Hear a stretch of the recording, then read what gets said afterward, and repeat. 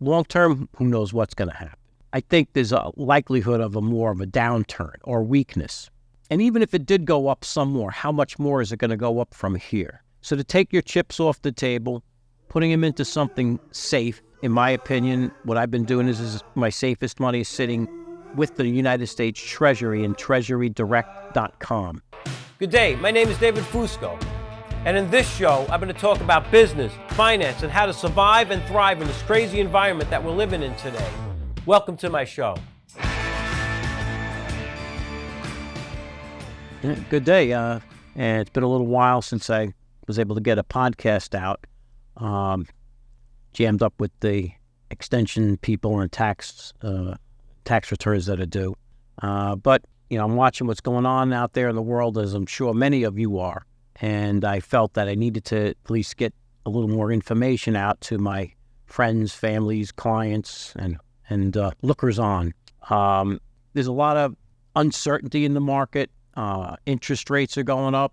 Then there's talk that interest rates will go down soon. There's the problems of what's going on in the world in general. We got wars everywhere, seems like anyhow. We've got conflict in our political system. The different groups are going after each other. And this all creates a lot of uncertainty. Add that to the normal, natural cycles of the economy, where in our system, and if you've been alive long enough, you've gone through a few of these changes, these cycles, and nothing goes up forever and nothing goes down forever. And this stock market has been getting beaten up lately, but it wasn't all that long ago, in 2008, when we took a severe correction. And if you go back in your mind, even prior to that, you go back to the year 2000, there was another severe correction. And, of course, the 1987, it was the big, I think they call it Black Monday, or maybe it was Black Friday, whatever it was, where the market took an extremely large percentage crash. We're in this turmoil period, and a lot of people, a lot of my clients that I'm listening to, when they have questions, have a lot of uncertainty. A lot of people are in the stock market. A lot of their pension funds, their IRAs, and even personal accounts are invested in the stock market. The stock market's great in many ways, in that it's liquid money. You could sell something or buy something, and within a day or between 1 and 3 days, depending on what it is you bought or sold, your money's clear. And I'm getting questions from clients saying, should I sell? Should I buy? Should I do this? Should I do that? And one of my thoughts is that I tell my clients is that if you had to make a decision, and, right now, to either buy or sell, whichever that case might be, let's say you own something and and you want to sell it and you're not sure. So my question to the client would be, okay, let's say you have this stock you paid $100 for, now it's worth $200. If you sold it, you have a gain. What would upset you more? If you held on to it and it went up to $300 and you you didn't hold on to it, I should say, and you sold it, and now you missed out on that opportunity of that extra $100 of growth? Or would it bother you more if it went down to $50 and you held on to it? Would you be more upset in having incurred that loss, or would you be more upset with missing out on the opportunity of the growth? And that's an individual decision. Sometimes you still can't make a decision. So in that case, my opinion is do half, let's say. So you don't know what to do. You have this great stock. It's done great for you, whatever it might be. It's gone up quite a lot, and you're watching this market get choppy, and you don't know what to do. You don't want to miss out the opportunities, but you don't want to take the shellacking if things get hit. Well, maybe do half. So if you had 1,000 shares, sell 500 of them. At least you've banked some profit. And if it does go down, you could feel good in the sense that, hey, you got your money off the table. And if it goes up, you could feel good and say, hey, I didn't miss out on that opportunity. But right now, we're in the month of October on top of that, and that's traditionally been a month of downturn. Let's also add to the complexity of the world going on right now, to the information we're getting about the banking system being not in the best condition, to the political climate being horrendous right now. And in my opinion, to take your money off the table, that casino, the gambling table called the stock market, to take your money off the table, at least get your own original investment off if you could, or for that matter, liquidate the whole thing. Stop, sit back, and relax, and then just watch things play out. I don't think this market's got a lot of short-term upside. Long-term, who knows what's going to happen. I think there's a likelihood of more of a downturn or weakness.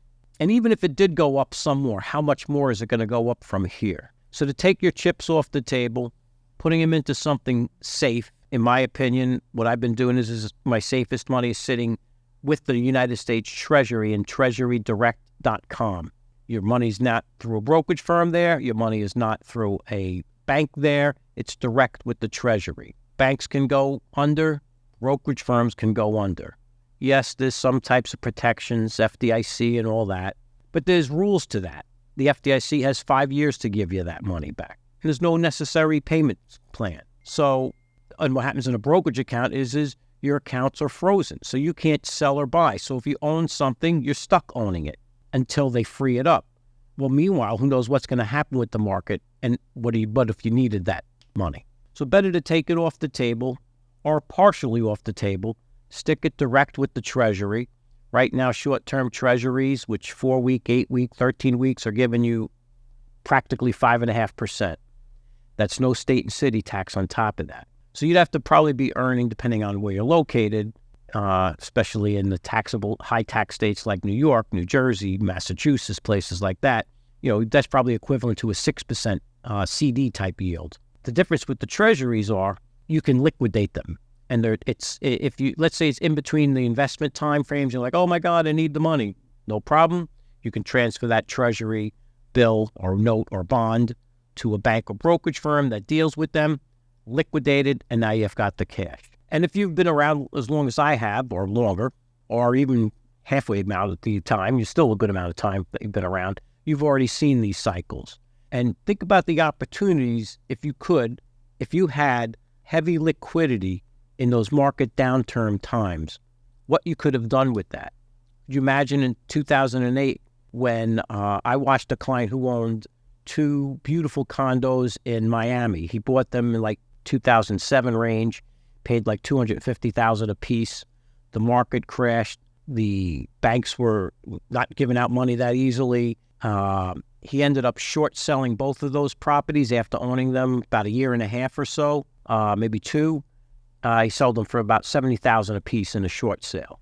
That was because the banks would not lend money on condos and co-ops that had less than a certain percentage of ownership. Well, the person who bought it made out like a bandit because about 2.5, 3 years later, they were back up to the $250,000 value, and who knows where they are now. So if you're not in a liquid cash position when these events happen, well, number one, you're going to have fear because your value is going to be going down.